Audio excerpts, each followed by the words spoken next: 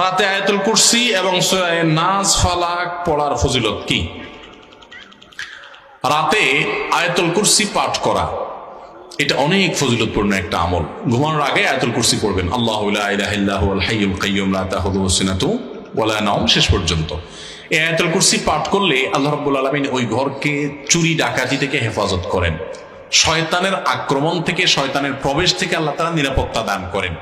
অনেকে শয়তানের নানামুখী ওয়াসওয়াসায়, নানামুখী কুমন্ত্রণায় এবং ডিস্টার্বে, স্বপ্নে, ঘুমন্ত অবস্থায় নানাভাবে ক্ষতিগ্রস্ত হন।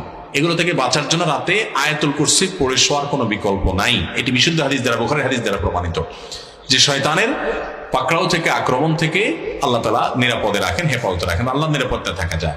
ঠিক একই ফজিলত রয়েছে তিন কুলেরও, সূরা ইখলাস, সূরা ফালাক, সূরা নাস, কুল হুয়াল্লাহ, কুল আউযু বিরাব্বিল ফালাক এবং কুল আউযু বিরাব্বিন নাস, তিনবার করে পাঠ করা।